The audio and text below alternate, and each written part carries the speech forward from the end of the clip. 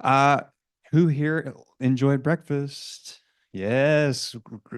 Thank you so much to our breakfast crew. I saw Pete here early this morning at 6:30, and then about 6:45, I saw Henry, and of course, Henry's brother as well. And then we had Terry come along and give us a hand, and we had Kathy give us a hand. So thank you to our breakfast crew for getting everything up and running for us.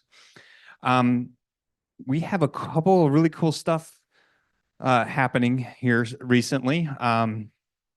As you may know, Henry was here during the book club a couple weeks ago, and or was it geography? Geography. So they were doing a presentation, and he heard a loud pop because the projector uh, bulb essentially imploded. So what we had to do is make an emergency decision to buy a new projector. Our IT guy said, well, "That's not exactly what we're looking for." So we did a quick fix and got a new projector, and then he suggested this one.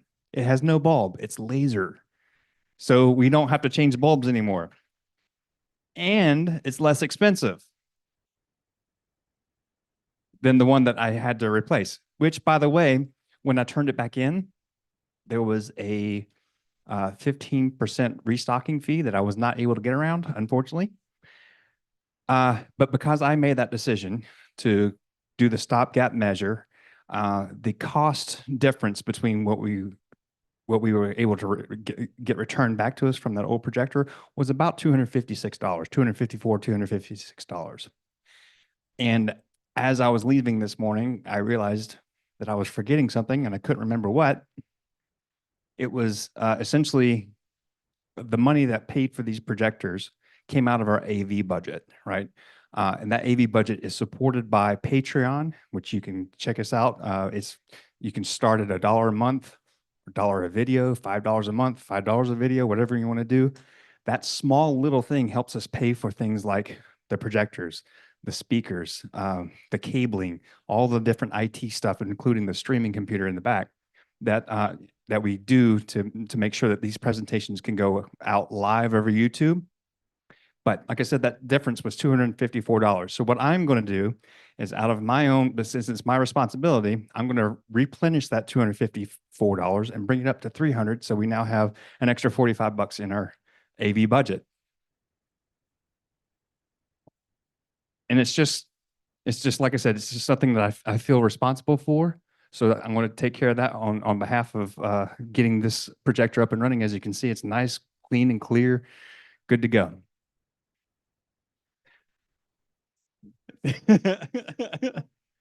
So, a couple board updates. Last board meeting, we, as a board, unanimously decided to let two of our board members go. So David is going to be needing some assistance with property director stuff. He needs help kind of fixing small little repairs around the community center. But the other one that we're now looking for is a service and participation director. This person is essentially the position is designed so that it encourages people to volunteer, to help out around the center, set up events, set up volunteers, that sort of thing, and also a great way for us to be outward facing in the community. So if you're interested in something like that, we could definitely use that. What we may do if we cannot fill that position is have a member at large position. We'll see what happens there. So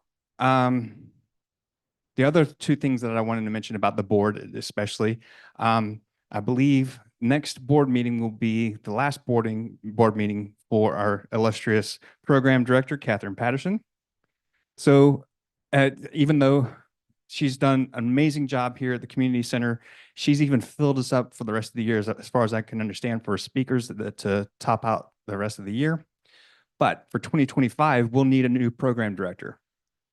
This is a vital role, I'd say almost as important as the treasurer's role here at the community center, because the program director sets the tone. They invite our speakers, like the amazing speaker that we're going to have today. They also help us coordinate events. They speak with our communications director, which I'm still hoping that Kate's willing to step up. Yes. Okay. Fantastic. And by the way, Kate, I do appreciate you so much. I'll go into that later on. Um, you did a great challenge with me during the first philosophy on influence, and I greatly appreciate the way that you responded to that. So this is why I know she's going to be an awesome communications director. So the last thing I wanted to mention is that I said it before that Howard Johnson, who's currently in New Mexico, will be stepping down, and I do have a nominee for the vice president's position. However, if any of you are interested in any board position, all board positions can be co-chaired. And in fact, many of these positions, it's actually easier on everybody if there are multiple people helping out, especially with a program director, especially with communications, especially with property director, sometimes even treasurer, although Roger is pretty much a workhorse anyway. So please consider also not only volunteering for the board, if you don't feel like doing that, if there's something that you want to see here at the community center, if there's an event you want to have happen, one of the things that I'm excited to, an earworm in my head was given to me by Kate as well, that talking about storytelling, doing a monthly storytelling event here at the community center. If you're familiar with like moth events, that type of thing. I'm not going to take over the ideas behind it, but storytelling, the way that we connect with each other, right? Storytelling is vital to telling our stories, not only as humanists, but as human beings in general. So if you can't tell by now, I could talk forever. So I'm going to shut up and let Catherine get us updated on some of the events that we do have coming up, and then introduce our speaker. But before I do that, if you have, actually, before I do that, I'm going to invite Kathy up here to do our Humanist Minute. While Kathy's on her way up, if you would do me a favor and take out your phones and either silence or turn it off, please, out of respect to our wonderful speaker here today. And then we'll go from there. Kathy Pettigrew is going to be giving our Humanist Minute. This Humanist Minute is coming to us from Mary McPherson, who some of you may remember. She no longer is able to come, but she is always very interested in what we do, and I think she's probably listening to us now. So anyway, this is the giving list that MS Magazine put out. I didn't know until I got this and started to read it a little bit so I could do this. 1.8% of all philanthropic donations go to women and girls. 1.8%. Now, I know I give out to different charities.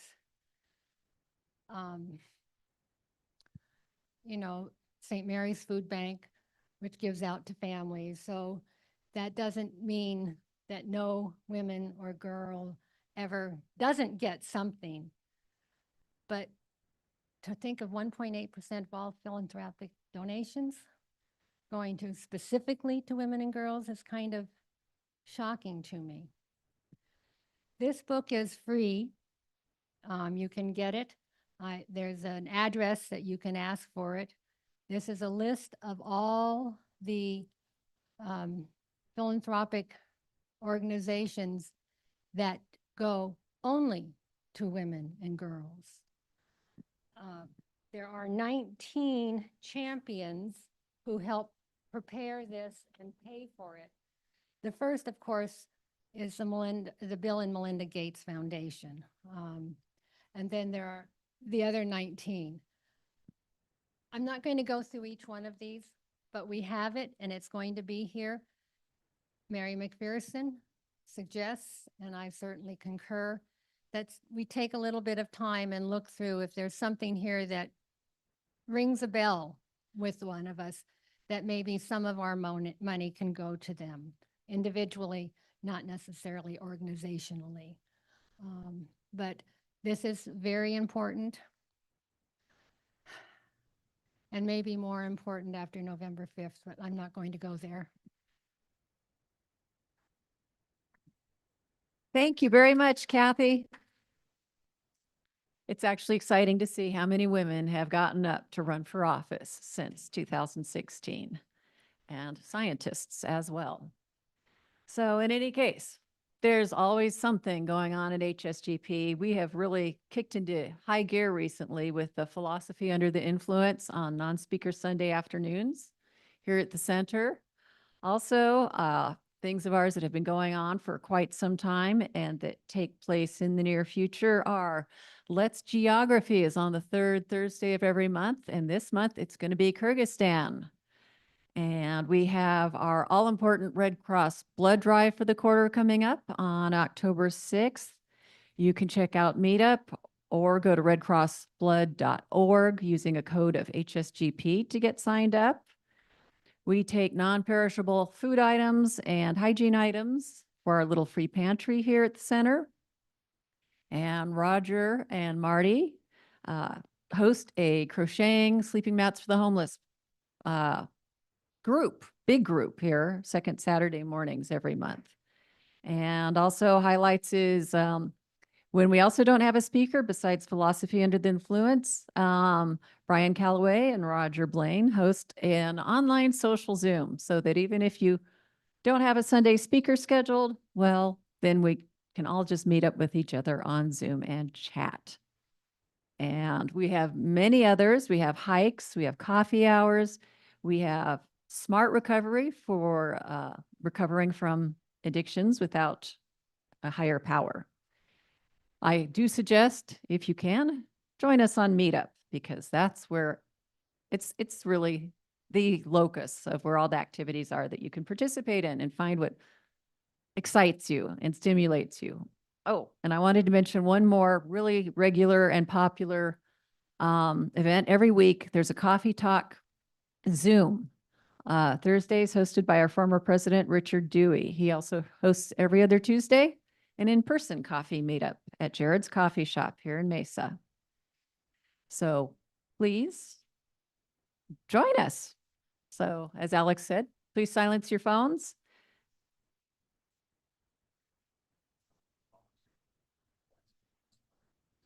Oh, yes. We have no one to help plan and host the Flying Spaghetti Monster celebration next month this year. So if you want to help or help put together a group, please email us at board@hsgp, or no, yeah, hsgp.org. That's our email address. So in any case, so for our speaker, I let him sit in my mailbox for about 2 years after he emailed me before I reached out, because he had published his book. And I'm really glad he was patient before I dug down to that email. I do get a lot of it. And let me introduce him. Douglas T. Kendrick is the President's Professor at Arizona State University, whose research integrates ideas from evolutionary biology, anthropology, and social psychology. He has written several books, including Sex, Murder, and the Meaning of Life, The Rational Animal, and Solving Modern Problems with the Stone Age Brain. His text, Social Psychology, Goals and Interaction, is now in its 7th edition. He is also published in Scientific American, the New York Times, Psychology Today, and Fortune, and he authors a blog titled Sex, Murder, and the Meaning of Life. Please welcome our speaker, Doug Kenrick.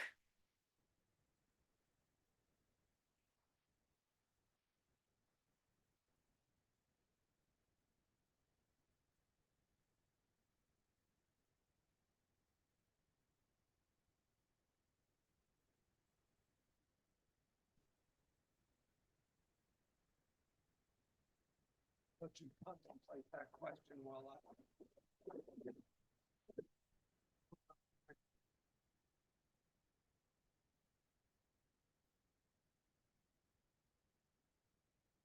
Or attempt.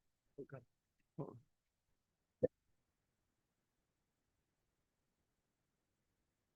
Does that look okay? Okay.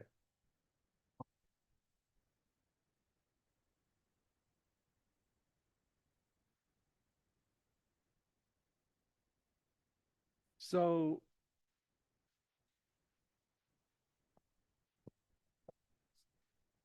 is this one on?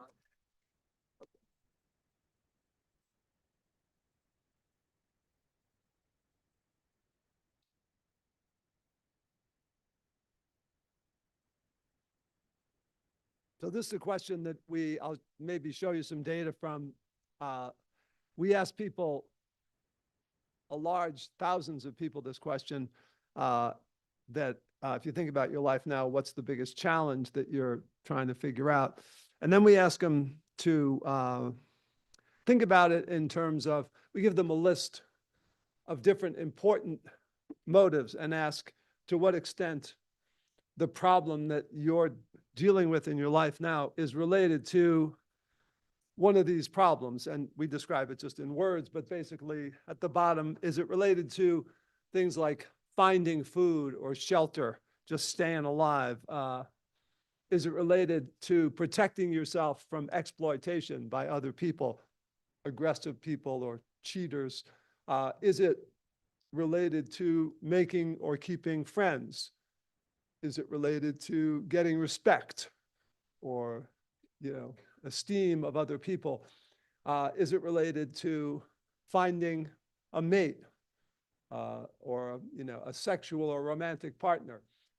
Is it related to keeping that partner, which is a slightly different problem? Some of us are good at one, not at another. Or is it related to caring for your kin, either your children or your other relatives? And so what I'm going to talk to you about today is sort of related to this question broadly. This book, as Catherine pointed out, I've done a couple of other books about evolutionary psychology, but as I'm getting older, I got interested in the question of, I now have 2 grandchildren, and I have a younger son who's the guy with those with glasses are my sons, and those without glasses are my grandchildren. But my younger son is 23 years younger than my older son there, who has the 2 grandchildren. And as these kids have been growing up, they're actually now, the 2 guys on the left are now ASU students. So this is a slightly out of date picture, but my older son and I, we bike around Tempe, and he works for ASU also. He has a degree in film production, but he makes videos about sort of applying psychological research to problems in everyday life. And so we would bike around and ask the question of, what can we do to have these kids live a more fulfilling and, not have a miserable life, more or less? Because sometimes, I look at them and I think they're just not going to make it, even though it seems like they have everything that you would, a lot more than I had. I grew up in a rough neighborhood in Queens. My father was in Sing Sing. My brother went to Sing Sing. And now we live in a nice middle-class neighborhood in Tempe. But my grandchildren and my son are often kind of, overwhelmed by life in general. And, there's a whole bunch of books. I originally trained as a clinical psychologist, but now I do research on social behavior. But, there's tons of books out there in the bookstore. Some of them are in the psychology section, and they're not really psychology, but they're not really scientific. But, with lots of advice about, how to get along with your partner, how to get along with other people, how to take care of your kids, how to be effective at work. And one thing about these books is that they, as she pointed out, I have also written a textbook. And so as a kind of a nerdy scientific type, I like to see a theory in a book that I read. And a lot of these books read sort of like laundry lists of suggestions. And that's, a lot of them are, good suggestions. But a lot of them are not. A lot of them don't hold up to the research. And most of them deal with sort of one single domain, like getting along with other people, getting along with your coworkers, finding a new partner, and so on. And again, a lot of good common sense in some of those books that I showed you. But sometimes what's common sense in one situation backfires in another situation. And sometimes common sense is actually wrong. And so as an evolutionary psychologist, I basically ask the question of what can we learn about modern life from understanding where we came from understanding what kind of an organism we are. What do we know about other creatures that are like us? Either they live in social groups or they're our cousins, chimps and gorillas. Although we tend to look more at chimps because they are more sociable, and I think we relate more to chimps. And I think they maybe are our closest relative. But the other thing that evolutionary people do is that besides looking at other animals to try to say, what are the broad generalizations that apply to species like this, that, and the other thing, particularly trying to look for parallels with humans, they also look across societies and ask the question of, well, what do humans everywhere have in common and what's different from one society to the next? And evolutionary people are particularly interested in hunter-gatherers because the presumption is we spent most of our, tens of thousands of years at least as hunter-gatherers. And we had some of our ancestors had farming a few thousand years ago. And some of our ancestors were hunter-gatherers up until fairly recently. And if you look at what is it like, what's a hunter-gatherer have to do on a daily basis? Well, they've got to find some food or they're going to starve to death. They are often encountering dangerous other people who they have to either avoid or fight with. They need some friends. There's an anthropologist at ASU, Kim Hill, who's looked at the number of calories that every family brings in amongst people living in the jungles of Ecuador, I believe, and finds that when they share calories across families, they all survive by risk pooling. But if they weren't sharing, every family would occasionally run into a point where they just didn't have enough calories to survive. And so we need other people, okay? And we need to have other people like us and not want to throw us out of the village. It also helps if the other people not just like us, but respect us, look up to us, think we provide something valuable, and lots of benefits come from having status in a group. All of our ancestors found a romantic partner at least once, or we wouldn't be here to talk about it, okay? And most of our ancestors, unlike most mammals are like, it's like Los Angeles, 1969. It's a lot of one-night stands. It's not even one night, it's just half hour, But humans don't typically mate like that. Even in Los Angeles in 1969, people got involved in long-term relationships. And there's a reason for that because we have very helpless offspring. And so our ancestors needed to try to stick together with those partners. And then finally, they needed to take care of the offspring that came from having, relations with that partner. And from an evolutionary perspective, differential reproduction is the name of the game. Again, now one thing about this is that, and most of you are aware of this, we don't presume these are conscious things that they're going around, that we're thinking, oh, I need to increase my inclusive fitness by, reproducing my genes. We don't think that. We just think, yum, chocolate tastes good, okay? And so we look for things that taste good. And woo, that person looks attractive. And so I want to be near that person, okay? We're not thinking because they look like they have good genes and they possibly will combine well with mine and produce an adaptive offspring, okay? But that's what happens. Now, what about the modern world? Well, we've got the same to-do list as our ancestors had. We still need to eat. We still need to avoid getting exploited. We still need to have friends. We still prefer to be looked up to rather than looked down on, and there's a lot of benefits to that. We still look for romantic partners, and we still try to stick together with those romantic partners. And again, not everybody, because now we have birth control and people often, are sort of down on breeding. And I'm actually, believe it or not, as an evolutionary psychologist, people can't believe that I'm actually opposed to overpopulation. And I'm very happy if people choose not to breed, okay? What I sort of wonder is, why do people want to adopt children when they don't want to have them themselves? Because it's like, for me, the biggest problems in the world come from too many people. But in any event, that's the modern world.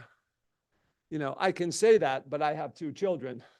And so why do I have 2 children? Not because I planned out in advance, it's because I have biological motives that led me to really want to be involved with people I found attractive, and they wanted children. And, I didn't do the gruesome details, but you know what I mean. So the presumption is that me and you and everybody else out there, we inherited brains that are full of lots of little preferences and mechanisms that cause us to pay attention to certain things like threats in our environment, and that cause us to feel good or bad under certain circumstances. And since we spent, well, as mammals, we've, spent hundreds of millions of years, but even as Homo sapiens, we've spent, I think, 200,000 years. That's a lot of generations of people, Homo sapiens. And before that, there was something a lot like Homo sapiens, living in social groups. And our closest relative, chimps, they live in social groups. So there's been, possibly millions of years that some of our mechanisms have been influenced by evolution by natural selection. And as you know, evolution by natural selection doesn't happen quickly. Cultural evolution can happen fast, but biological evolution takes generations. So we're living in a world that was nothing like, even like what my grandfather worked on a farm in Ireland, okay? And then he moved to New York City, which was totally different from where he came from. And now I'm living in Phoenix, Arizona, where humans really shouldn't even be living, okay? Because we have all this crazy new technology. There was no air conditioning even in my grandfather's time. There might have been, you can correct me if somebody had something like an air conditioner, but they didn't need it in Ireland. But in any event, if we go back even just 20 generations, the world was completely different, and yet our brains haven't had time to catch up with the modern world. So there's this thing that evolutionary people talk about, which is mismatch, that we sometimes have responses to the modern environment that are not functional. And so one of the things we do in this book is we talk about that question. We compare, in every chapter, we talk about some society, like some little culture way out in the middle of the Philippines, or somewhere down in South America or Africa, and ask the question of what was it like then, and how is it different now? And so, for example, if you were a hunter-gatherer, you commonly died from things like falling out of trees, or just injuring yourself and getting an infection. you often died from getting attacked by an animal. And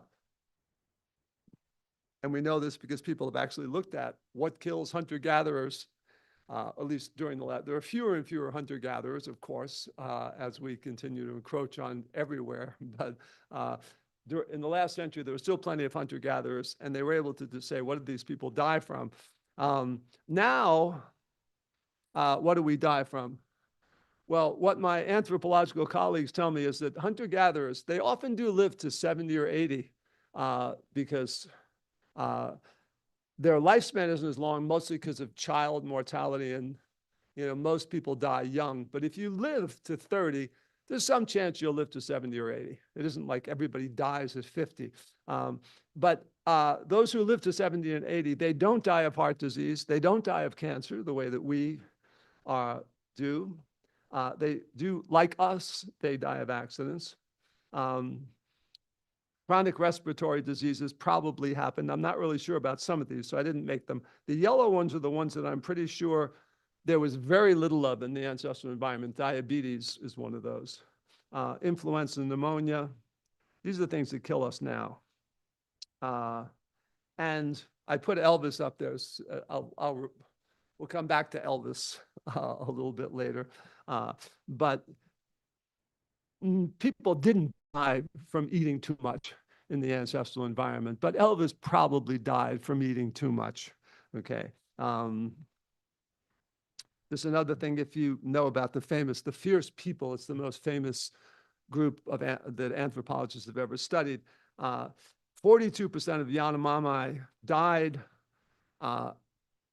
in warfare. Okay, they killed one another a lot. And there's a book that I'll highly recommend if you haven't read it. Steven Pinker has a book. It's The Better Angels of Our Nature, I believe, in which he gets into this. But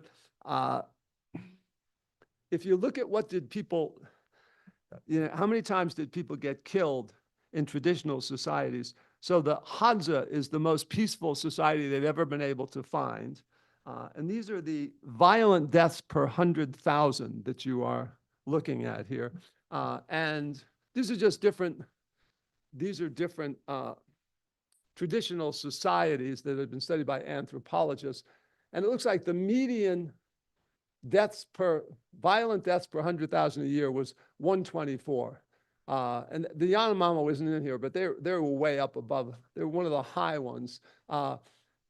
Now, when we went into farming, the estimates are that actually more people died because we got warfare then. We started protecting, fertile land and fighting for people who were not related to us and fighting in large groups. And so apparently during the subsistence farming period of our history, people were getting killed even more frequently. Then comes the modern world, post-industrial world. And this is one that I find shocking. And I look at it and you think, is this really the truth? And Pinker's a smart guy. And I believe it is the truth that apparently during the 20th century, there were a lot of wars, there were genocides, there was plenty of homicide. And it was way higher than it is today, but it was only 75. So it's actually only half as bad as the traditional hunter-gatherer society already in the 20th century with all the world wars we had. And since 2000, violent deaths are much lower. In Western Europe, they look almost minuscule. If you live there, you probably don't think they're minuscule because as we'll talk later, every murder makes it into the news. But the United States, we're way more violent than Europe, but still looks a lot safer here than it did being a hunter-gatherer.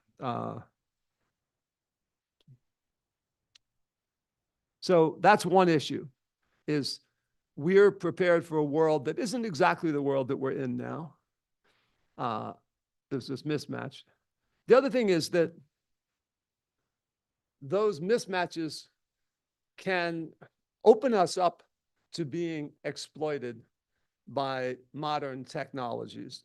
And I don't know if I had used this. I came and talked to you folks a few years back when it turns out it was 7 or 8 years ago, when we were preparing the proposal for this book, and it even had a different title. So I don't know if we'd come up with this term, but basically we talk in the book about what we call robo-parasites, modern technology, which exploits these powerful evolved motives. I mean, whenever there's an animal that acquires some resources, there's going to be some parasite who goes along. When a shark goes to tear apart its prey, there's little fish that swim along with it, remoras and pilotfish that eat a little bit of the scraps that fall out. And wherever human beings are willing to invest a lot of money, the stuff we're going to pay for, the stuff we really want, there's people looking to kind of get a little share of that, okay? And it's rational economic behavior happening. It's not a bad thing. It's, I don't think, not done maliciously, even though I'm referring to it as parasitism. It's just basically, for example, well, I'll show you some examples. So at the bottom of the hierarchy, we talk about basic physiological needs. When you do something, like a lot of you did this morning, is eat when you're hungry, your brain kind of lights up. Because, in fact, in my case, I have a hard time not going back and eating more, even though I ate more than enough calories. I sort of went back to the table and looked around and grabbed a few other, and I was trying to restrain myself by just eating grapes and tomatoes on my return trip. But if there was a brownie there, I would have been dead. But we have a brain that we needed to reward ourselves when we got calories and when we got water when we were thirsty. This was all good. But in the modern world, we're not starving. We're not looking around for berries. And so, we're given these foods that our ancestors just couldn't have imagined, that are so incredibly full of fats and sugars, which were hard to come by in the ancestral environment. And people starve because they can't catch enough little animals or find enough nutrients. And yet you can go into the supermarket now and you can get that. That would have kept a hunter-gatherer alive probably for 2 weeks. Okay, and you can eat it in a half hour. All right, the pint of Ben & Jerry's chocolate fudge brownie ice cream. And that leads to the Elvis Presley problem, that because there's this mismatch such that now there's too many calories available to us, we have a problem not finding food, but resisting food. Okay, and so as a psychologist, I studied behaviorism when I first came to ASU as a graduate student. It was called Fort Skinner in the Desert. And one of the things that we learned as behaviorists is something called stimulus control, that there are certain kinds of settings that trigger our behavior. So being at a potluck, you're powerfully under the control. If standing near the table is a dumb thing to do, you think I would know that, because I always do. So I stand near the table and it's like, there's the food. Even though I thought I've had enough food, I went back and grabbed a few more. So if you're trying to control your basic hungers that are out of control, it's a whole lot easier not to give yourself a potluck at home all the time, to not have. Yeah, I know when the pandemic started, I went to the supermarket and bought, down at Sprouts, they have chocolate-covered cherries and chocolate-covered raisins and chocolate-covered almonds. And I think, oh, these are healthy, right? Cherries, raisins, almonds, And I actually had like 7 jars on the counter full of these chocolate-covered healthy things covered in chocolate. And I left them on the counter, which was dumb because every time I went through the kitchen, there they are. Wow. And so, the lesson with stimulus control is that if you want to control, our brains are not designed to resist nutritious foods, but we do have a frontal cortex and we can make decisions. When you go to the supermarket, just don't buy that stuff. Don't put it in your house because you're not going to be able to resist it. Just don't change your environment in some sense so that it's not triggering. This is true of a lot of what I'm going to talk about here. Is a very useful thing. So a little higher up in the hierarchy, we have this problem of self-protection. Our ancestors killed each other a lot, as we just saw. And it was mostly they killed members of other groups. Amongst Aborigines in Australia, one famous anthropologist was told that if we see a person who isn't related to us or related to anybody that we know, we figure they'll kill us and we kill them first, okay, preventatively. They didn't use the term preventatively, but they explained it to him. And so we are wary of people we don't know, and we're particularly wary of men we don't know. This is, I used to have a picture of a Hispanic gang up here, and I took it out because my son said, well, that's politically incorrect. But actually, this is what the average Democrat thinks the Republican Party is like. These guys are coming. They're coming, you know, to burn down the Reichstag, okay, which they tried last time. Maybe they will the next time. And then the Hispanic gang that had it, that's the typical Republicans' view of Democrats. You know, they're coming into the country with guns and they're going to kill us, our children, and force them to take drugs and so forth. So, you know, I realize that the average person who votes Republican doesn't look exactly like that, okay? You know, and the average person who votes Democrat doesn't look like a gang member from, you know, the barrio in South Phoenix. But why are these images so vivid in our heads? Well, it's partially because we're tuned in to look for threats, right? And the modern news industry, it almost economically can't help it because we want to know, where are the threats? Okay, so some people were talking about, you know, electoral matters. And if you're like me, yeah, I'm continuously getting things in my mailbox saying, you know, scary stuff about how the government's going to get overthrown. You'd better send us another $100 because, you know, just terrible things with the Supreme Court, you know, all this, and they're not only going to take away abortion, next time it'll be worse, okay? There's going to be a fascist state, okay? And I get this news all day long coming into my mailbox, scaring me. And I read the New York Times, right, which is a sophisticated, supposedly information only, but every day they've got a scary story about what Republicans are doing. And I don't watch Fox News, but I'm sure that every day they've got some scary story about what the Democrats are going to do to our country. Why do they do that to us? Well, they do it because we reward them for it, because I click on the stories that involve threats. And doesn't matter what my political belief is, I want to know where the threats are, okay? And so we feed the machine, basically. Here's something kind of fun. There was a review of the most popular categories of news.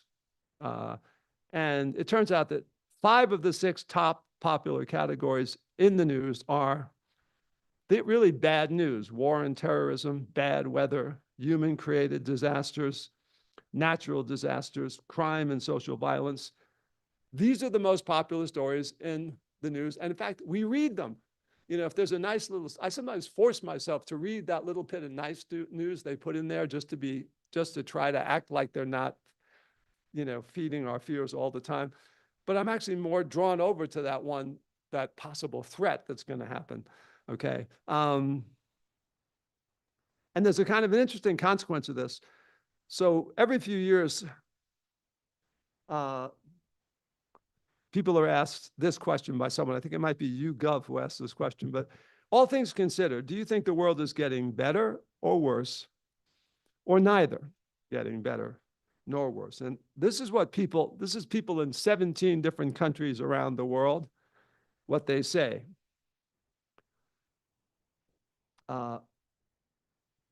Over half of them think the world is getting worse. And a very small percentage, looks like about 12 to 13% think the world is getting better. And then some people are neutral, think, no, it's just kind of staying the same, you know, 25 or 30%. That's other countries around the world. Now, what about the US? still, I think, the richest country in the world. Maybe there's some small countries that have higher per capita that we do, but basically, we're a big, wealthy, powerful country. So shouldn't we feel like things are getting better? Well, actually, no. We think things are, it's more like closer to 70% of us think that things are getting worse. And only a small percent, less than 10% of us think things are getting better. And then even fewer think neither. So basically, a lot of neithers in the rest of the world, the neithers and betters have moved over into the worst category in the US. So we really think this place is going to hell, you know. And what does the news do? Well, they like to talk about epidemics. They like to talk about, you know, so here's around 2020, people were talking about the epidemic of homicides, you know, and there's this dramatic increase between 2010 and 2020 in homicides, right? And you're looking like, but where's the rest of the data, okay? So I showed this to my students in undergraduate social psych the other day, because you can present data and then you can present full data. And that's the part that this is 2010 to 2020. It did get worse, okay? But now look at the overall trend compared to most of my life. It's much more peaceful. Yeah, I mean, the last time it was as peaceful as now was like around the 1970s. And then homicide rates went screamingly up, but then they dropped down. And then now one of the presidential candidates, who some of you were saying nasty things about before, he's saying, you know, this country is it's never been more violent. It's just, we've never had more violence than we have in the United States. Never before. It's amazing. It's a terrible record. It's horrible, you know. There are not even numbers, you know, but there are numbers, and you can look at the numbers, and well, it did get a little bit more terrible during that guy's term. But I don't think it was his fault, to be honest. You know, it's just COVID and people staying home didn't get along with one another. But now, this is what's happened in the last few years. There's been a dramatic drop, okay? But really it isn't. What it is there's fluctuations in homicide rates, but on average, they're going down from 40, 50 years ago. Here's some other statistics about how things are getting worse all the time. This looks at total property crime, is the one at the top, since 1960 up to, I don't have it, I didn't extend it out and looked last night for better stats, but you know, my suspicion is the trend continues, that basically things got bad in the 1980s and 90s with a lot of kinds of crime, and then they dropped off. Motor vehicle thefts, even those have dropped off. They've stayed fairly low compared to other crimes, but it's just not accurate to say that things are getting worse. But incidentally, since they've been doing that survey, even when they did it 20 years ago, things are getting worse, okay? But they weren't getting worse. Here's another one. This is life expectancy on the different continents in the world. North America is up there somewhere. I think it's the yellow line. So life expectancy has gone up in my lifetime, thank goodness. Here's another one. This is literacy rates around the world. They have gone dramatically up in the lifetimes of the people in this room. And then this last one here, this is the share of the population that's undernourished. It's been going down, okay? Even though population's been going up, I'm always surprised because I'm sort of like a Malthusian, you know, yet we're able to feed these people. And so to say things are getting worse, it just ain't true, okay? On average, in fact, Steven Pinker has reviewed things from the last several centuries. And generally, we live in the safest time ever in history. We're the best fed people ever in history. We're the best educated people ever in history. And you can say, what about nuclear weapons and so on? Yes, that's not nice. But nevertheless, we only used them so far twice. And it was like Harry Truman and Marshall who was, one of the more rational people of the 20th century, who made that decision, or at least the final decision. But mostly things are getting better on average. So again, each of these chapters, we talk about several different trends then and now, and then we have a few pieces of advice. And again, I think that even with self-protection, it's the same stimulus control thing.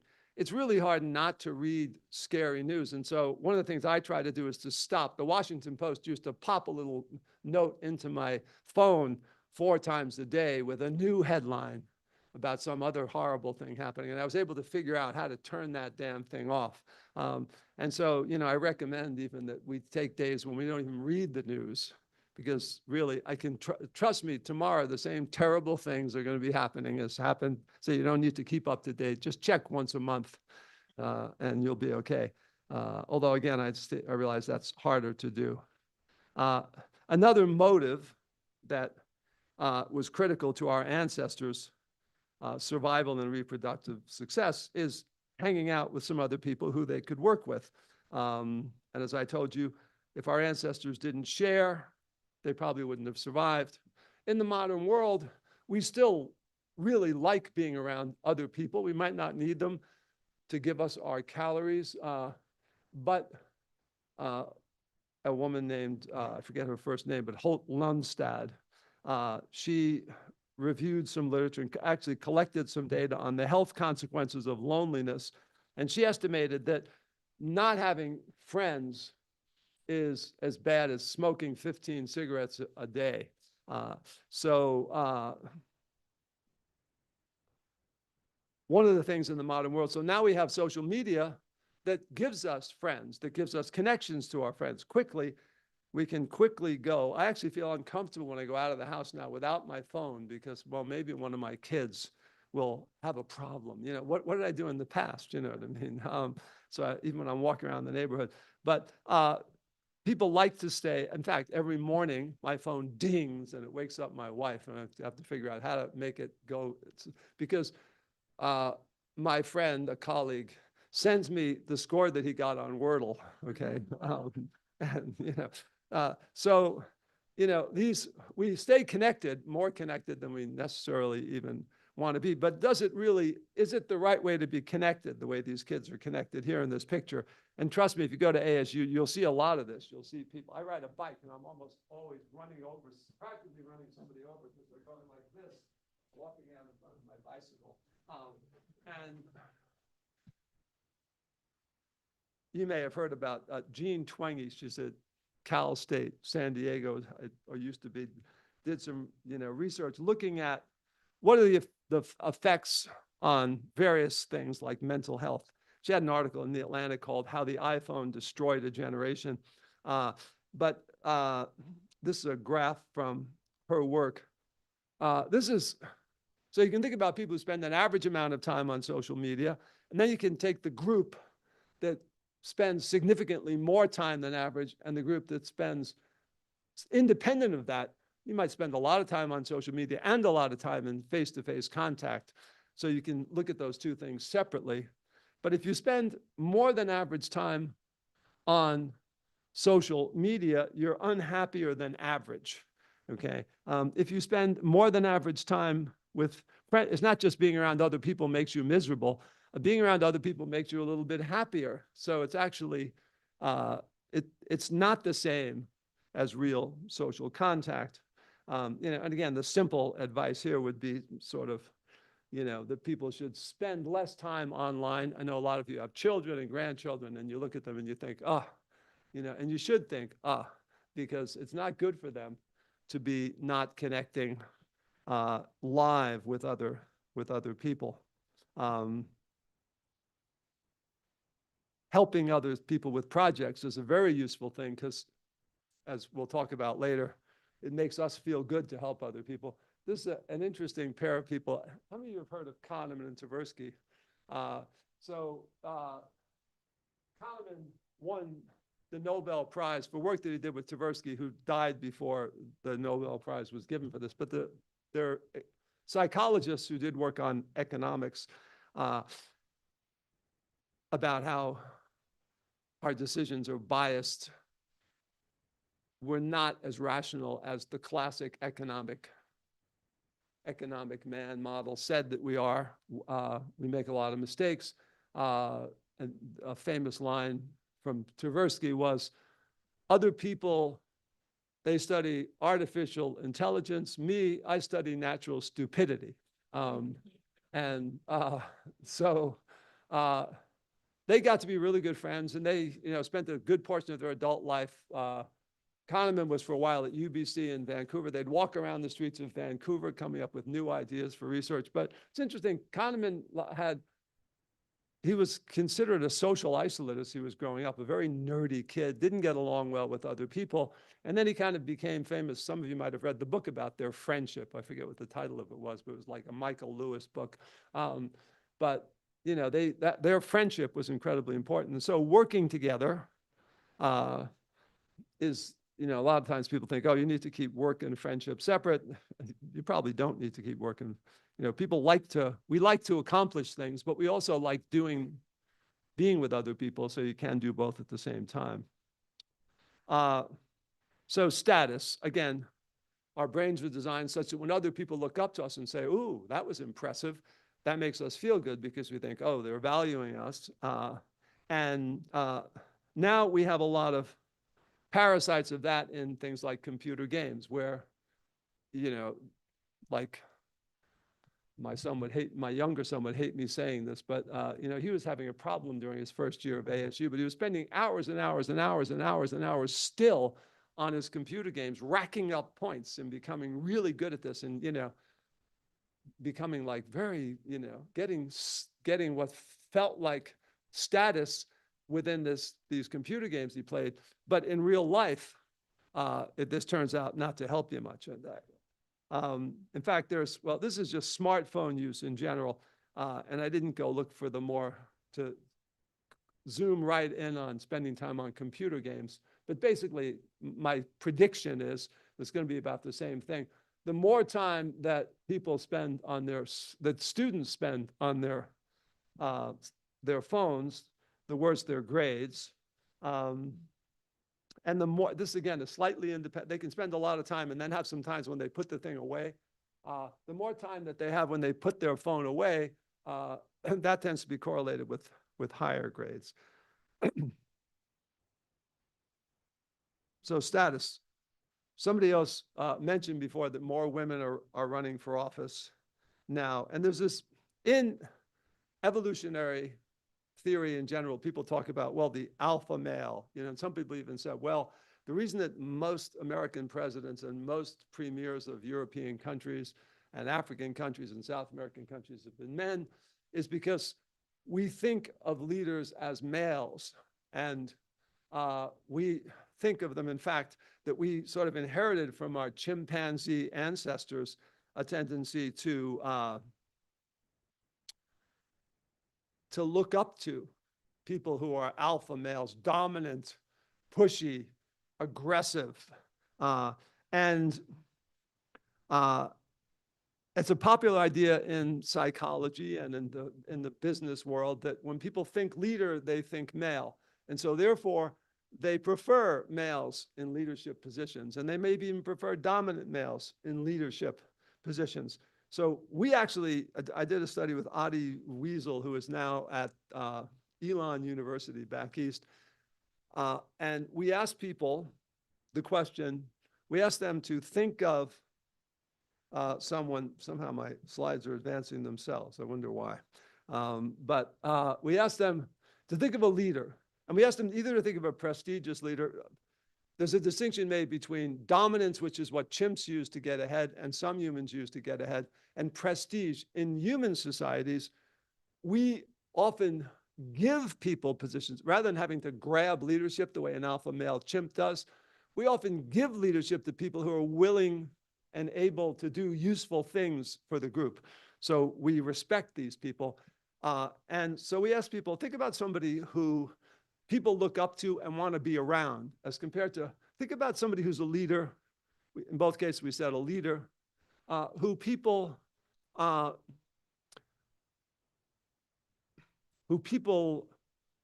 don't want to get in this person's way, a dominant leader, okay, who people don't want to get in their way. And so in both cases, you've already said that when they thought even of a prestigious leader, people were more likely to spontaneously come up with a man, okay? And when they thought of a dominant leader, they almost always spontaneously thought of a man. So yes, we do think of men when we think of leaders, and that's partially because a lot of the leaders we've seen are men. But now we ask people another question was, would you like to work for this person? Okay, that you just thought of. And what this is showing is that if it's a guy, people actually prefer to work for a prestige-based leader. In other words, somebody who's skillful and knowledgeable and other people want to be around. That's the kind of leader we want, the person who nobody gets in their way. You know, we didn't say a bully, but the bullyish kind of leader people don't want to be around. And this turns out to be true whether it's men or women. And in fact, what's kind of interesting is that people were significantly but slightly preferred working for the woman that they thought of. We asked all people if they thought of a man first. We asked them to think of a woman.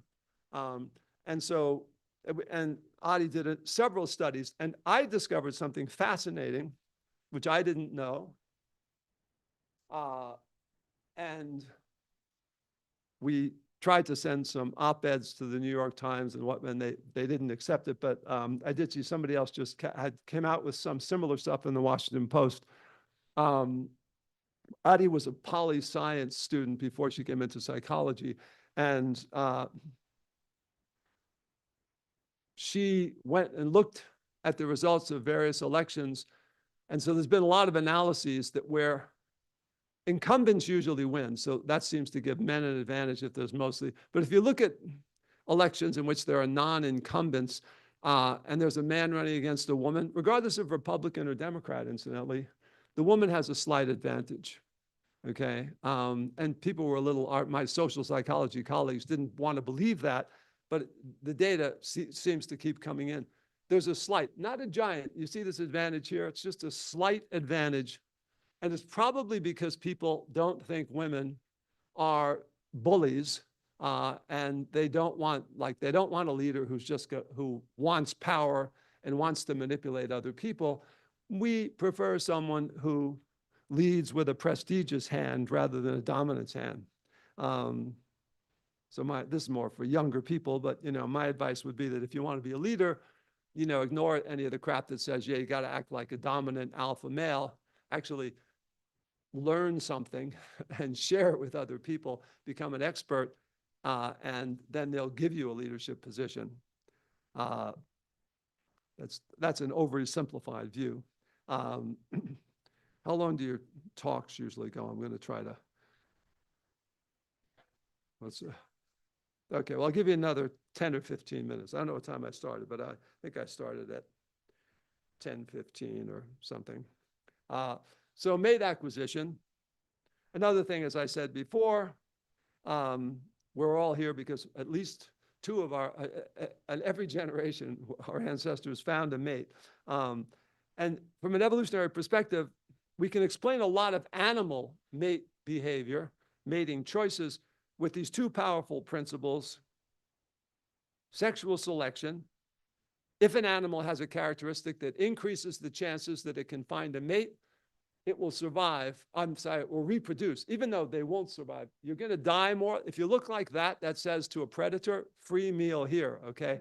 And in fact, male peacocks die more during the mating season when they've got all these feather displays. So how can this evolve, Darwin wondered. Well, he suggested that it might have to do with it. It increases this individual's odds of reproducing.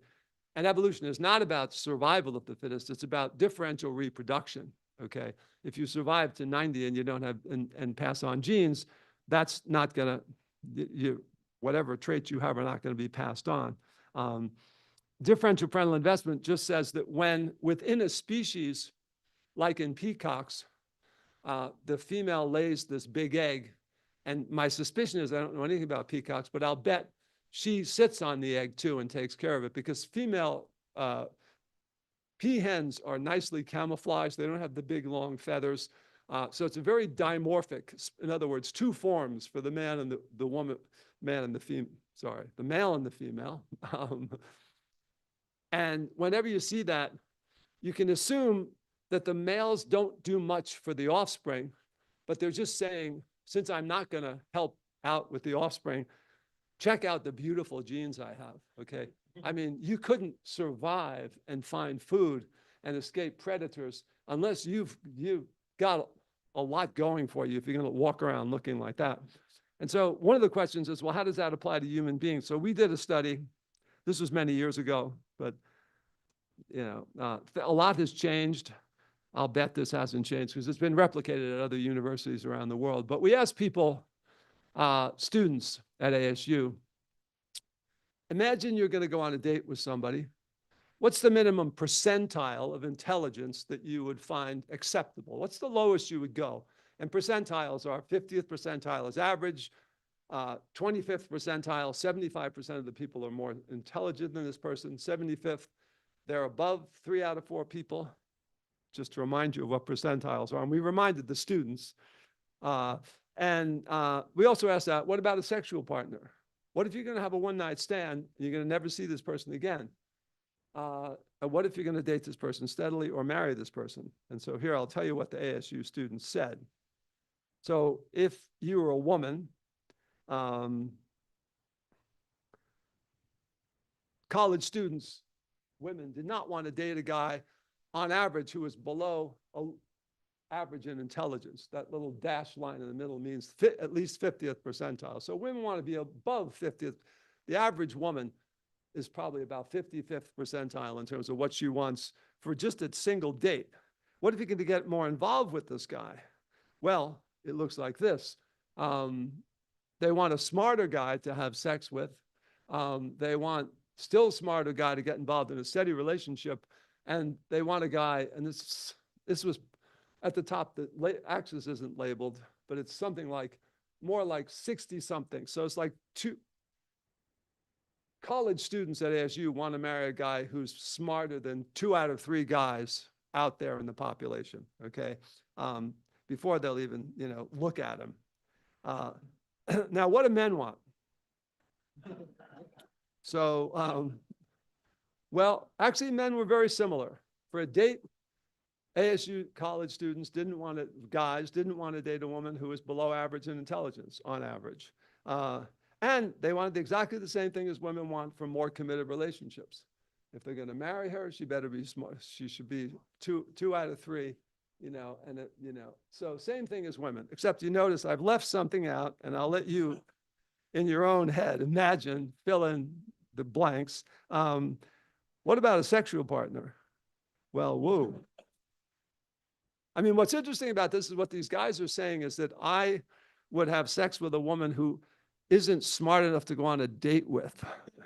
So how is that going to happen? I do not know. But if it were the opportunity, they would take it. In fact, we did ask about a one-night stand, and women wanted the same thing in a one-night stand as if we just vaguely defined a sexual partner, okay? They wanted him to be smarter than the guy that they're going to date, okay? What about men? One-night stand, you're never going to see her again. Well, that's a different story. Boom. Even lower.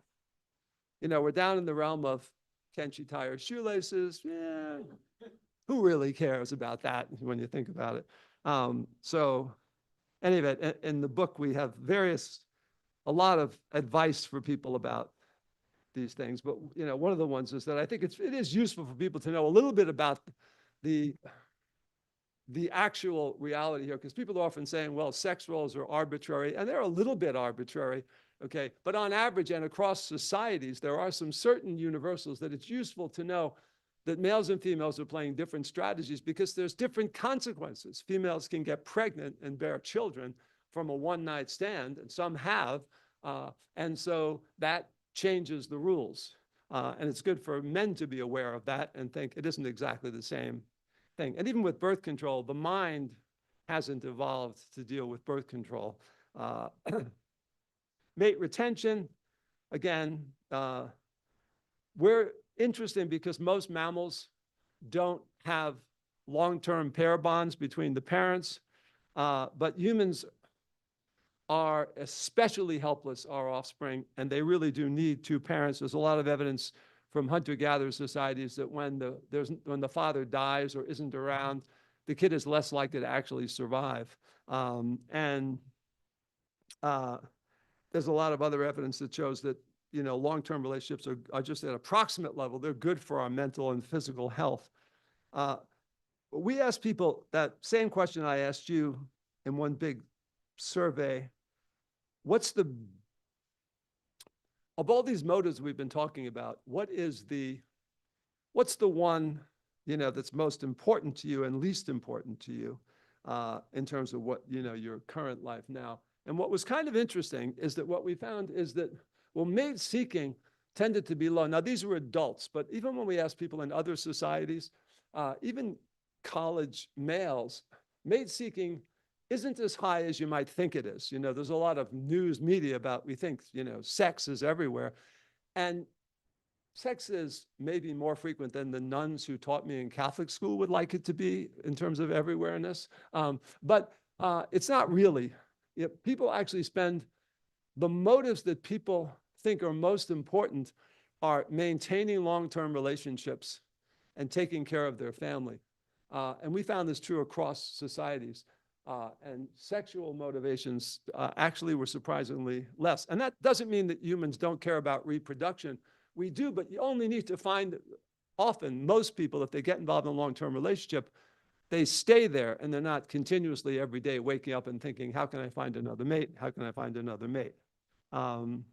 This is some data about people's average motives around the world when we gave a questionnaire with these different motives. And what the two at the bottom are showing you is that people tend not to be concerned with sort of mate-seeking related motives and tend to be everywhere in, it was 24 societies and several thousand subjects were highly concerned with kin care and long-term relationships.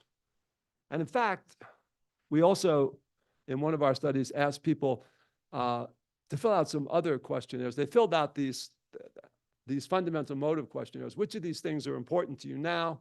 And then we also asked them about questions about depression, anxiety, and life satisfaction. And what you're seeing with the red and the blue bars is that people who are concerned right now with finding mates tend to be less than average satisfied with their life, more depressed, more anxious. People concerned with their families and their long-term relationships actually tended to be on average less depressed, less anxious, and more satisfied with their life. Again, mate retention gets exploited, and I'm going to just skip over this and go to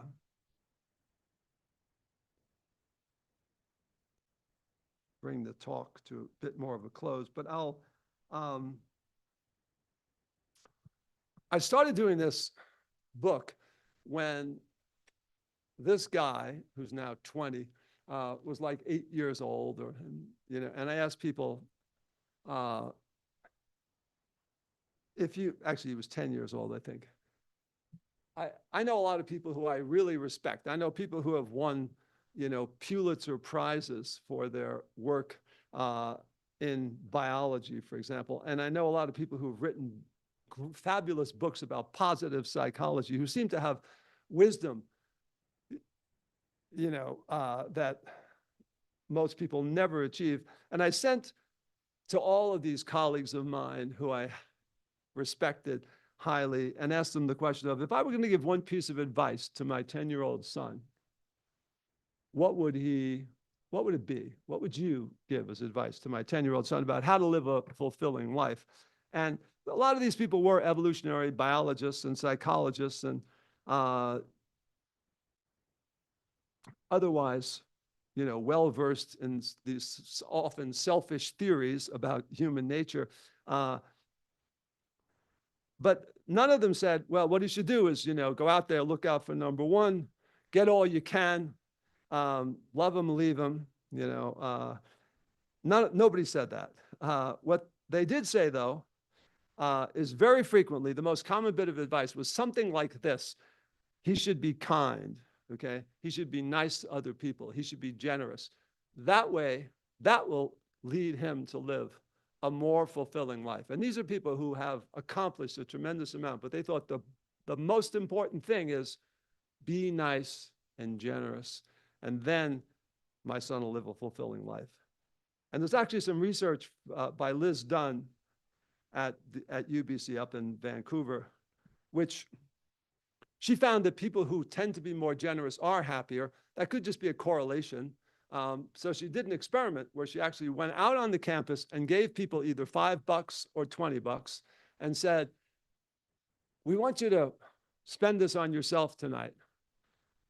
And then, we're going to talk to you tomorrow. Or we want you to take this money and spend it on somebody else.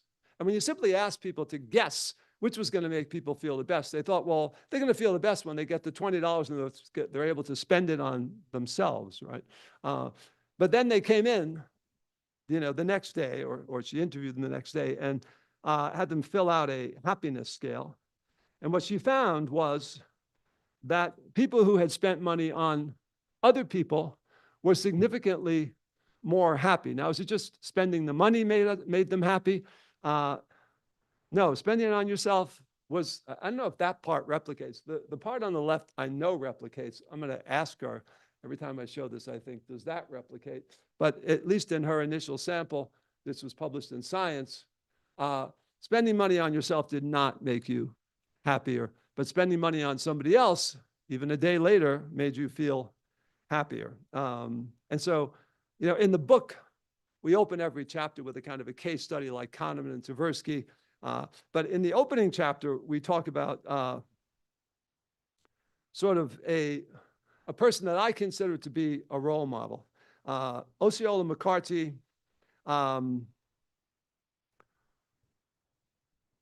she won the Presidential Medal of Honor back when it meant something, before Rush Limbaugh got it. When it was just given to people who'd done good for society rather than good for me. But why did she win this award? Well, she was I think she was a 78-year-old woman, and she had spent most of her life working, washing other people's laundry and pressing other people's shirts for a dime here. She started working in the early 1900s, and she had to drop out of school to help her aunt in the laundry business. And then she just stayed doing that for the rest of her life. She got old. She never had a car. She got her family house, which was a little kind of rundown shack. Somebody gave her a black and white little television. But, she would shop at a store a mile away and use the shopping cart to bring her groceries home because she didn't have a car. So she really didn't have much of anything, but she saved her nickels and her dimes that she made from pressing shirts. And she didn't have many expenses because she lived very humbly. And so she goes into the bank, and the banker says to her, look, Osceola, you've got a lot of money here. It was, I think in today's terms, it would be something like $650,000. This is for a person who just lives in a little, has no expenses basically for her life. She didn't even get a newspaper. And so he said, well, you should invest this money because this is a lot of money, okay? And she said, well, I don't need the money, so why don't we just give it away? And she decided, remember, she had to drop out of college in the 5th grade. She set up a scholarship fund for African-American girls to go to college at the nearby school. And so that was why she won this. And she lived a very long and happy life. And I think, one of the punchlines, I think, if you want to come up with sort of one rule for living a fulfilling life, it's be like Osceola McCarthy, okay? Give to other people and think about other people first. And in a weird way, that's kind of the most selfish thing that you can do. So I'm closing on that note.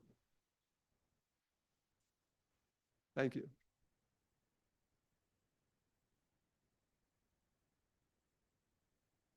All right, we do have time for a few questions. Before we get to that, if anybody knows the quote from Robert Greene Ingersoll, yes, it's in our library, so check it out.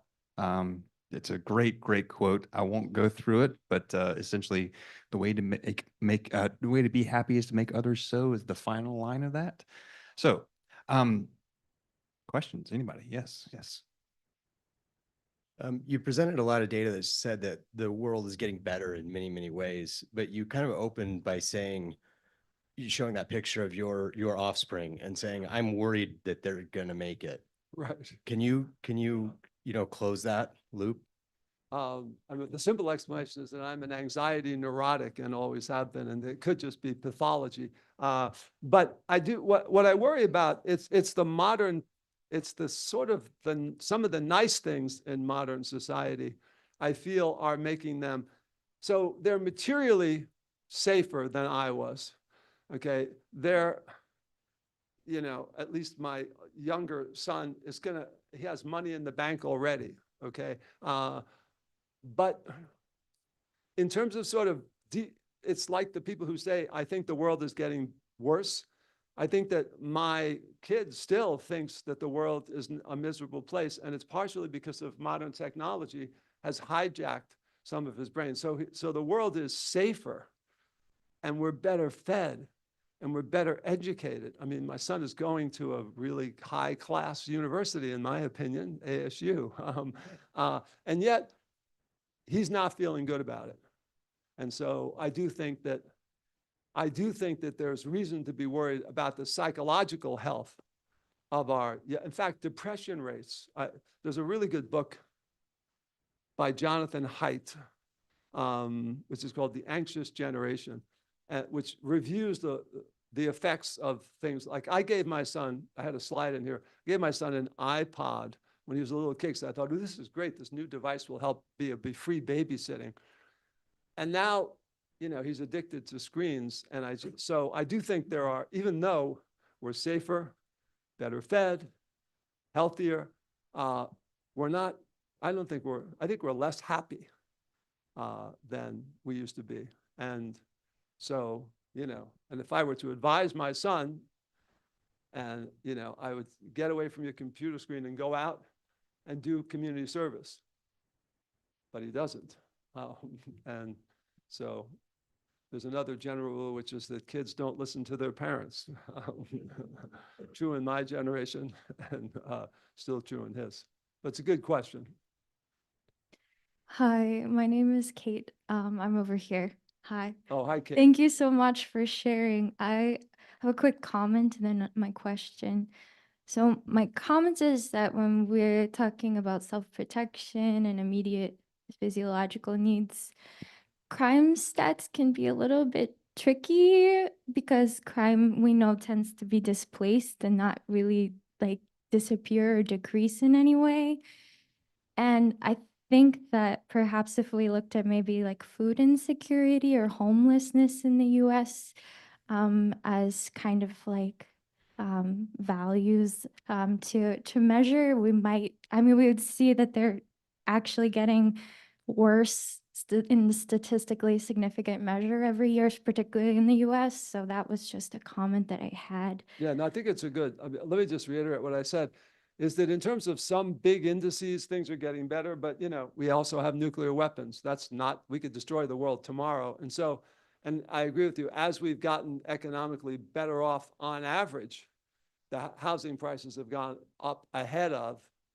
Now, I actually have to say that I think the problems that you're talking about, like homelessness, overpopulation is part of the problem. We've got people, not that I agree with most people who are all down on immigration, but the reason we have a lot of immigration is because people are reproducing even more in the rest of the world than we are in the United States. And people want in here because we have economic well-being. And our population has continued to go up. And so there's, and what the result of that is, it's harder to find a house. And also air pollution. I just read a book, a depressing book by a guy who I met up in Canada. It was called Fire Weather. Did anybody read this about this gigantic fire they had up in northern Alberta? It's one of the New York Times best-selling books. I might have the wrong title of it, but yes, some things are getting worse, no question about it. And I think a lot of it is due to overpopulation. And I say that, I don't know what we can do about it. We certainly should not make it illegal to not have a baby, for example. I think doing things to force people to have children when they don't want to is not helpful in that regard. But again, that's a big problem, very big problem that wasn't there and is getting worse. Although it's always been a problem, overpopulation, in Okay. terms of what we had. Yeah, thank you. Yeah. So my question was, you mentioned a couple of times this idea of our brains haven't caught up to the modern world. We haven't had enough time to evolve. What would a brain look like today that was sufficiently evolved to like live in this modern society and be happy? Did you say, what would it look like? Yeah, I mean, I don't think we're ever going to get ahead of cultural change, to be honest with you, because the world has changed even in the lifetime of everybody sitting in this room, even the youngest people sitting here. The world has changed in the last 10, 15 years in radical ways. Nobody used to be on their iPhone 20 years ago. And so I don't think we're always going to have to deal with the fact that we're going to have this brain as culture continues to change. And what we need to figure out is we need to know enough about what is our brain expecting so that we can catch ourselves, like when we're eating the third serving of Ben and Jerry's ice cream, we can catch ourselves when our brain is doing something that isn't in the modern world healthy. Tall order, but possible. I have one thing to say before Anita's question, which is I forgot to bring Doug's book to give away today. Oh. I left my brain in my other pair of pants or my other handbag. And so I will bring 2 copies to give away at Solstice in December. Oh, just well, for- thank you. I was actually going to bring a pile of them Oh, no. and give them away, signed and all that. But, you know, you can get them online for practically, they're not expensive, you know. Yeah. So I'm sorry I forgot. This is the Less first than time. $10 for the book, I think, last time I looked on Amazon. But yeah, I'm sorry I didn't bring them. But I woke up this morning and my problem was my irrigation system, the joys of home ownership. I won't go into it, but it's like, yes. Hi, I'm Anita. Hi, Anita. Speaking of brains, I think with all the technology that's going on, cars that can practically drive themselves, and I'm the new owner of one of them that, you know, you have your autopilot. I Right. put that on. The car in front of me is slowing down. My car starts slowing down automatically. Well, speaking of brains, I think with all the technology around, our brains are going to start deteriorating. Remember the song In the Year 2525? Do any of you remember that song? I think there was a lot of truth in there. I think yeah. our brains are going to atrophy. Well, we don't have to think about much anymore. Nope. Yeah. But I mean, the average person, like say me, there are a lot of things we don't have to do anymore Yeah. or But think again, about. evolution takes a long time. And so I think it would take a long time for us to catch up. And you know, there's always been change. Our humans have moved from one environment to the next. And the fact that we worry about things, you know, we're worrying about the same things that our ancestors worried about. And just because we have a car that drives itself, you know, our ancestors didn't drive at all. And so I actually think that we'll continue to find ways to use our brain to concern itself with things like, are my friends liking me? Am I getting respect? Am I attractive? Are my kids okay? And I think that's perennial. So, but I like the story of the way I remember reading something in Mad Magazine when I was a kid that showed basically people who were, you know, de-evolving, you know, they were turning into like round balls that didn't, because machines did everything for them and they were no longer able to walk. But yeah. And- Yes.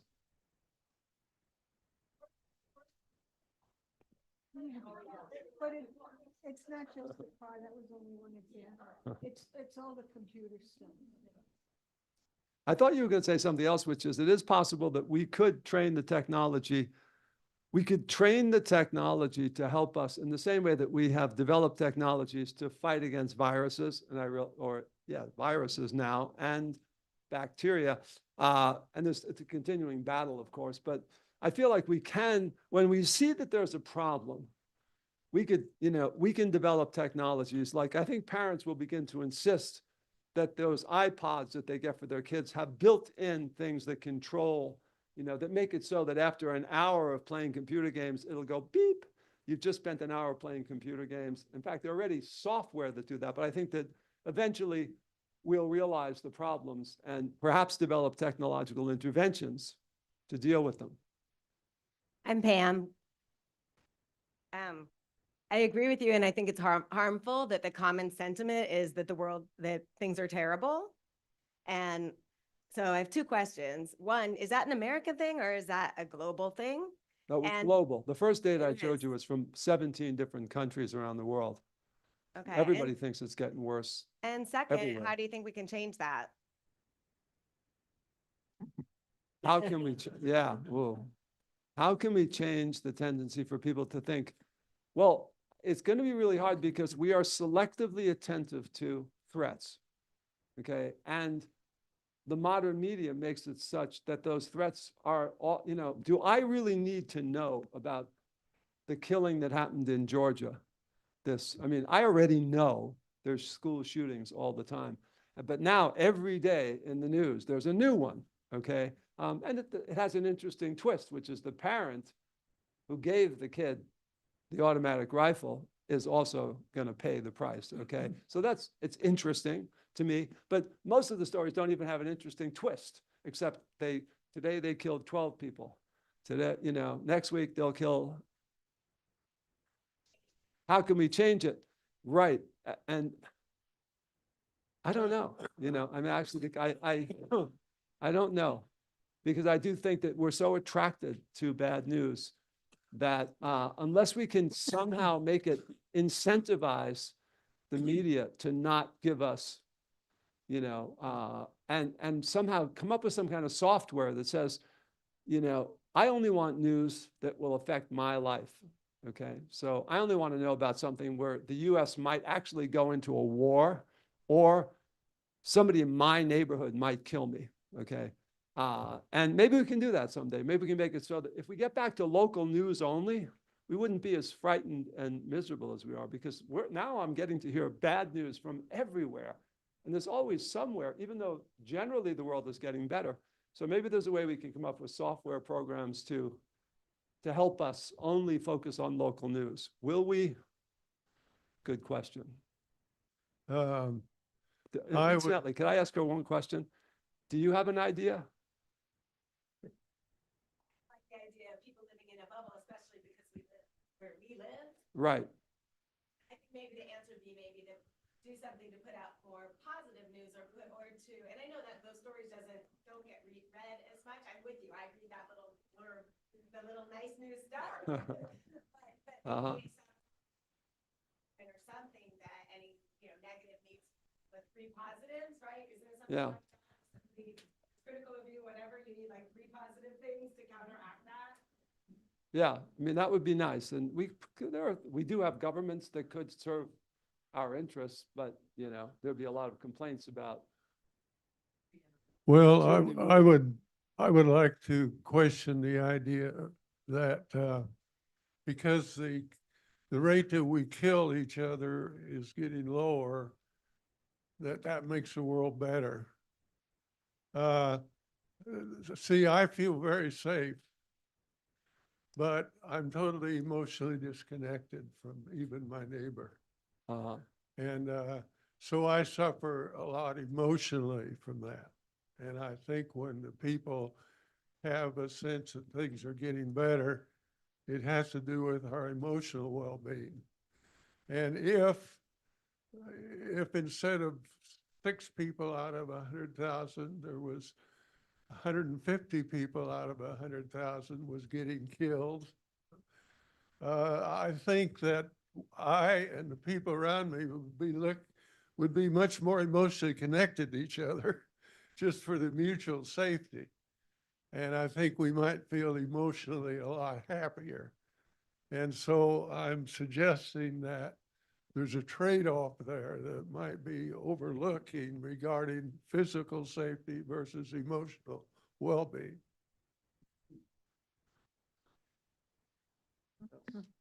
Dan? There is some research that shows that people in places with a lot of violence are nicer to one another, which is, but again, I wouldn't go so far as to recommend that therefore we have more violence. Hi, my name is Dan, and my question is kind of like a two-part question or layered. One, I was thinking in the world, is there countries like in Europe that have a better handle on it or way of teaching their kids? But the other part of this is I've been reading the book Mindfulness by I think Irene Langer. She wrote this book like 35 years ago. Oh, I didn't right. know it went back that far. But one of the things that came out of the book, Elaine Langer, so yeah. one of the things that came out of the book, either there or another one that I've been reading, that we teach goal orientated. Everything you have to reach a goal, And the author was saying that if we would live more in the present, and if we would, base our happiness on improving life around us rather than trying a competition. And I would, like to hear if you've heard anything along those lines. That being more, well, yeah. Yeah, rather than being gold, be the richest, be the, number A, get all A's. Right. Or have more money than my neighbor, keeping up with the Joneses, Yeah. so forth. I mean, there is now, I know, I mean, I'm not a clinical psychologist, but there are a lot in my department, and I know that mindfulness is now a big thing, and people are being trained to try to reduce their anxiety by sort of focusing on what's going on right now in this current environment, rather than be thinking, oh my gosh, I gotta go home today and deal with my screwed up irrigation system. I should be thinking about, oh, I'm here with these nice people eating this nice food, and I should taste the food. And there's some evidence that shows that that does tend to be good for your mental health. But I'm not as familiar with it as many psychologists would be. But it's a lot. It's a good idea. Sounds like a great idea to me. There was, of course, this famous book when I was a kid called Be Here Now by a psychologist who, one of the Timothy Leary crowd. It was Baba Ramdas was his new name, but he was originally a personality psychologist at Harvard, and he and Leary lost their jobs because they were telling kids to go drop acid, and but then Leary didn't turn out so well, but this guy turned out to have this kind of very interesting message, which is that we should be in the sort of the Zen Buddhist message, as I understand it. So we have one final question that will be done over our live stream on YouTube. Okay. Will you be willing to stick around for a few minutes after? I know a few other hands went up, and unfortunately we won't be able to get to them right now, but can you stick around for like 10, 15 minutes? Yeah, sure. Fantastic. Thank you. I'll stay here now. Hi, I just have a couple of comments, and number one, I like the message about, giving, and I think that's a very positive thing, and it does make me feel better. I prefer to do that rather than complain and take. But ironically, I was reminded of a really tumultuous event in my life with my younger son, who was 17 at the time. And I was apologizing profusely for being a horrible parent. And he goes, Mom, you know what the worst thing you ever did to me was you taught us to be too nice. And I think there is a point, and I don't know that it was made in this, and that is that, you have to look out for yourself first. And ironically, he went on to become a very successful developer, making 4 times what I was making in public health. And he pretty much, when he got laid off, when all the other developers got laid off, he was without much money to back himself up because he had given it to all of his friends. So I think that's an important message. And my last point is that there's plenty to go around. It's not just overpopulation. It's hoarding money, and it's hoarding and misusing our resources. So I think that is, we can all live in this world. That's all I have to say. Thank you. I mean, there was a lot in what you said. But let me just deal with one part of it, which is that I think when people, my suspicion is that even after your son, if he lost some resources, he built up a lot of social capital. People tend to like others and want to then hire them or, you know, be in alignment with them. On average, it's good for us to have social capital. Even though I don't think we should give away just to say I'm building social capital. But it is also the case, though, and that's not really where you went with this, but that sometimes people exploit our generosity. And there's a whole psychology of cooperation and exploitation. And there are individuals who will take and not return. But we're very good at detecting cheaters. We don't like cheaters most of the time, although we seem to tolerate it in some politicians. We prefer to be around people who don't cheat us. And when the research that I find very interesting by my colleague Athena Aktipis suggests that most of the time, though some people respond to exploitation by punishing the exploiter, okay? It's called costly punishment because it is costly for you to punish somebody when they do you wrong. But most people respond by walking away. And so when people exploit others, they, tend to become more socially isolated. When people are generous with others, they tend to build more social capital. So again, on average, I'd say not that there are never circumstances where we don't get exploited, but that the way to deal with exploitation is to walk away and walk closer to somebody who is going to be generous rather than to exploit you. All right. So as we are wrapping up, I'm going to suggest 3 books. The first is based on that point. It's called a book called The Go-Giver. It's a great way to increase your social capital. The idea is the more that you give to others, the more people are going to give back to you. The second book that I'm going to recommend is a book that was mentioned a number of times, The Better Angels of Our Nature by Steven Pinker, Why Violence Has Declined, gives a ton of data statistics, and it's a really amazing book. And the third book I'm going to recommend is Dr. Kenrick's book. So definitely check out his work.